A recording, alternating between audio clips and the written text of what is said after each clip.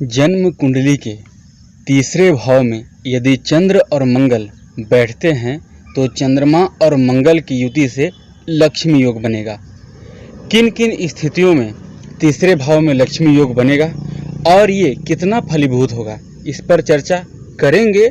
लेकिन उससे पूर्व हम लोग पहले ये जान लेते हैं कि जो जन्म कुंडली का तीसरा भाव है वो हमारे जीवन का कौन सा कड़ी है उसे दर्शाता है। तो हमारे जीवन के लिए जो तीसरा भाव है वो साहस का है।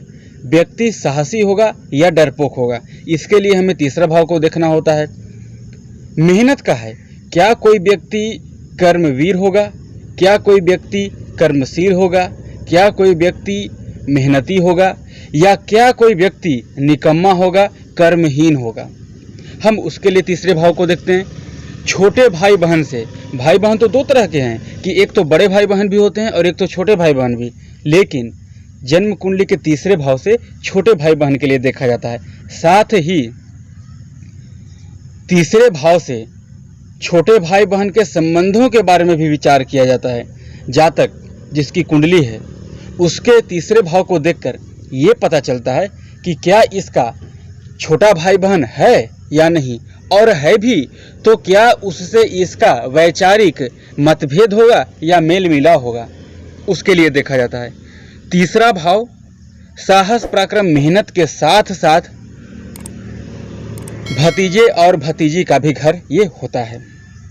शरीर के अंगों में ये गले का घर है, हाथ का है और कान का है। अब यहाँ पर चंद्र और मंगल दो ग्रह बैठेंगे, जो कि मंगल यहाँ पर कारक होता है। जन्म कुंडली का तीसरा भाव यहाँ पर मंगल कारक है। क्यों? क्योंकि तीसरा भाव खुद ही साहस पराक्रम और मेहनत का है, छोटे भाई बहन का है। साथ ही जो मंगल है वो भी एक ऐसा ग्रह है जो छोटे भाई बहन का कारक ग्रह है। बड़े भाई बहन का कारक ग्रह तो बृहस्पति होता है, लेकिन छोटे भाई बहन का कारक ग्रह मंगल है और वो भी साहस पराक्रम मेहनत का है। तो वो बैठा तो अपने कारक भाव में ही, और यहाँ पर चंद्रमा बैठा, दोनों के साथ योग लगाकर। चंद्रमा तीसरे भाव में तटस्थ यानी सामान्य माना जाता है। चंद्रमा तीसरे भाव में न तो शुभ फल देता है और न ही अशुभ फल यानी सामान्य फल देता है। कि मैं किसी भी राशि या लग्न विशेष को ध्यान में रखते हुए ये विश्लेषण नहीं कर रहा हूँ।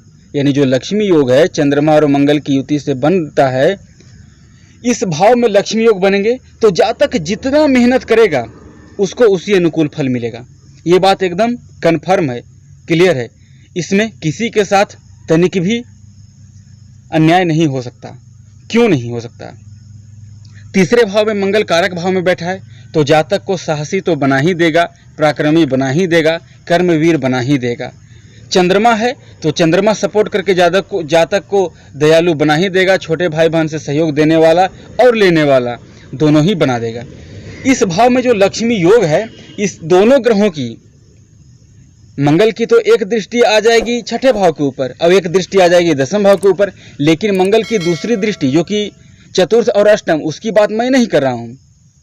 मंगल और चंद्रमा दोनों की ज्वाइंट दृष्टि, यानी चंद्रमा जिस भाव में बैठता है उस भाव से सातवें घर को देखता है और मंगल जिस भाव में बैठता है उस भाव से चतुर्थ, सप्तम और अष्टम घर को देखता है। तो मंगल की सप्तम दृष्टि और चंद्रमा की दृष्टि दोनों का ज्वाइंट दृष्टि, चंद्रमा की एक ही दृष्टि होती है सप्तम दृष्टि, और मंगल की 3 दृष्टि होती है, जिसमें से सप्तम दृष्टि की बात कर रहे हैं तो ये दोनों देखेंगे भाग्य के घर को। भाग्य को देखेंगे तो भाग्य में तो सहयोग देंगे, क्योंकि जैसे ही जातक मेहनत करेगा, साहस करेगा, पराक्रमी होगा तो भाग्य उसका सहयोग देगा ही देगा। अब सवाल ये उठता है कि कितना उसका भाग्य उसे साथ देगा, 10%, 20%? जी नहीं, जैसा उसकी जन्म कुंडली में इन दोनों ग्रहों में बल हो। ग्रहों का बल अनेक प्रकार से देखा जाता है। ग्रहों का षड बल, अष्टक वर्ग, विंशोपक बल, भाव बल, ग्रहों के डिग्री वाइज बला बल, ग्रहों का सूक्ष्म कुंडलियों में क्या स्थिति है, ये कई ऐसी गणना है जिसे हम जानकर किसी भी ग्रह के बल को निर्धारित कर सकते हैं। किसी एक शुभ ग्रह की दृष्टि हो और किसी शुभ ग्रह की दृष्टि के मामले में यदि देवगुरु बृहस्पति की दृष्टि पड़ जाए तब ये बहुत अच्छा हो जाएगा। बृहस्पति सप्तम भाव में बैठेंगे तो अपनी नवमी दृष्टि से देखेंगे। अगर बृहस्पति भाग्य भाव में बैठेंगे तब तो और अच्छा हो जाएगा। उस स्थिति में गुरु चंद्रमा आमने सामने तो गज केसरी योग, मंगल गुरु आमने सामने तो पारिजात योग, साथ ही गुरु की दृष्टि राजयोग पर, लक्ष्मी योग पर, तो ये 3 तरह का राजयोग, 4 तरह का राजयोग बन जा रहा है। और तीसरी स्थिति गुरु पंचम दृष्टि से इस राजयोग को देख सकते हैं यदि गुरु एकादश भाव में बैठे हुए हो तब। ये जो लक्ष्मी योग है कितना बल रहेगा उसी अनुकूल ये आपको अपनी महादशा अंतरदशा के अनुकूल फल देगा।